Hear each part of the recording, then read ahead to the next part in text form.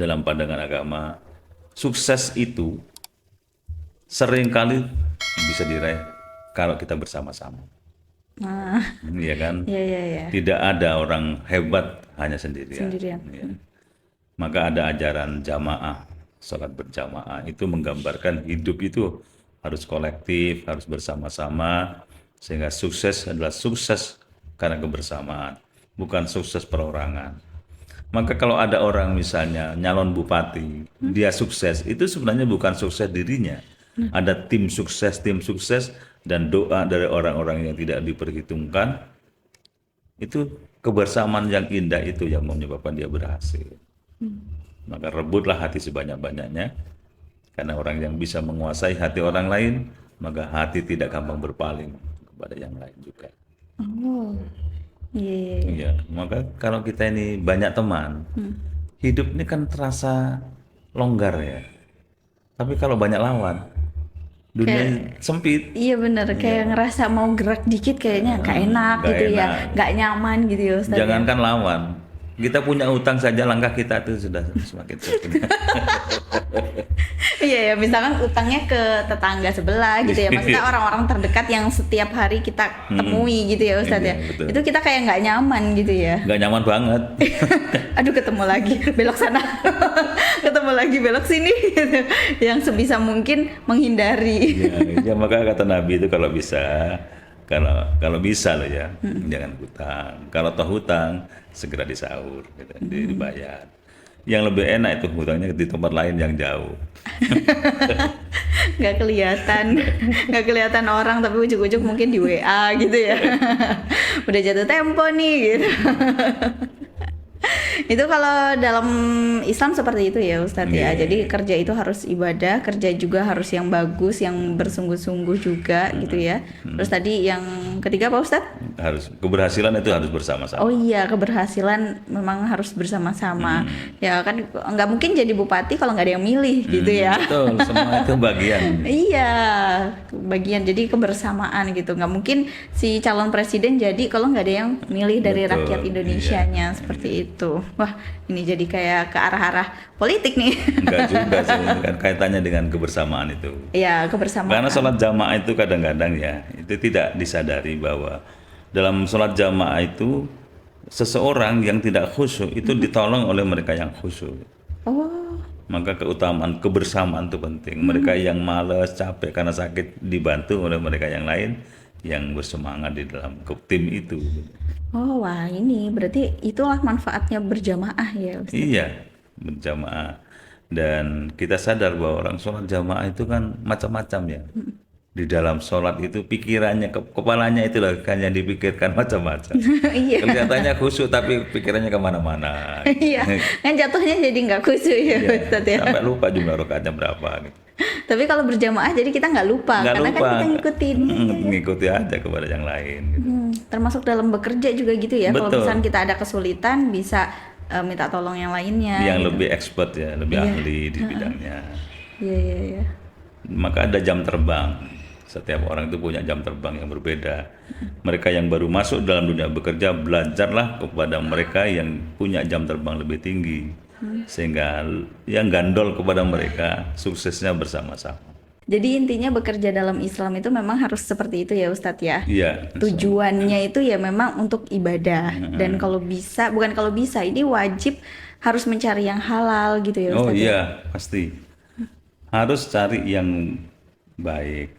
Yang baik itu yang halal.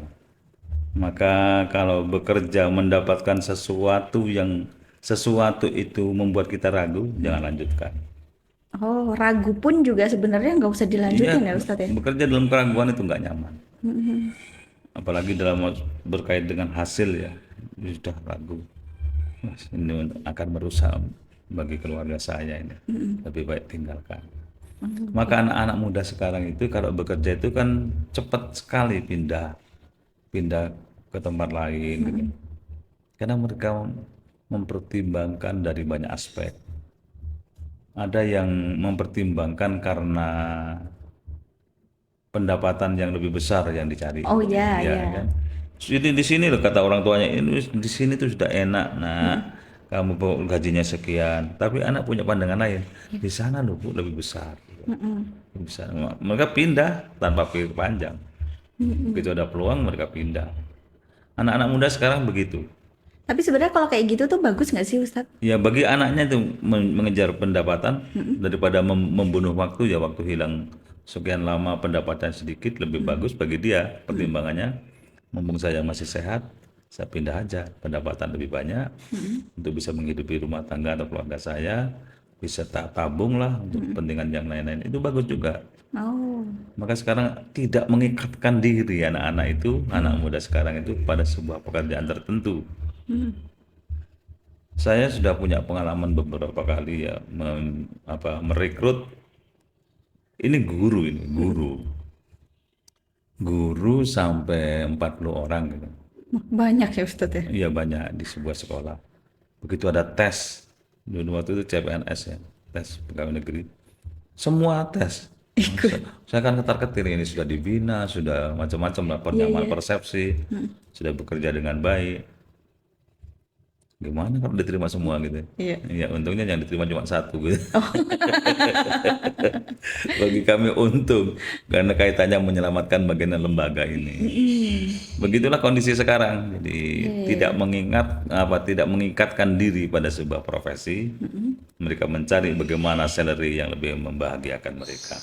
Atau mereka juga memilih passion ya. Passionnya dia mungkin kayaknya lebih serak di sini Iya, deh gitu. betul. Saya masuk di sini kan mungkin ya karena nggak ada lagi mungkin gitu ya.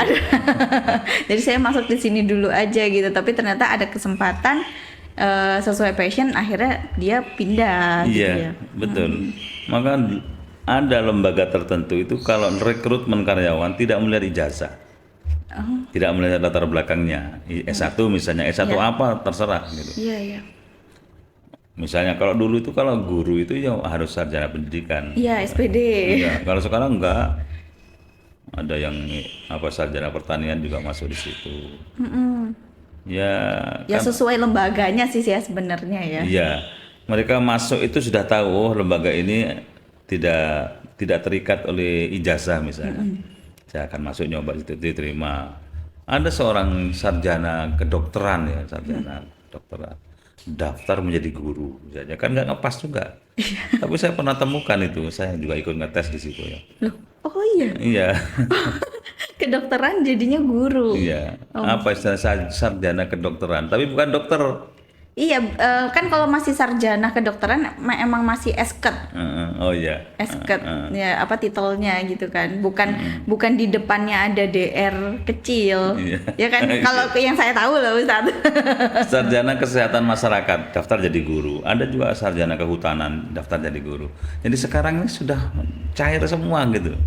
Maka bekerjalah sesuai dengan keinginan sekaligus kemampuan di situ, sehingga bekerja itu lebih pas di hatinya.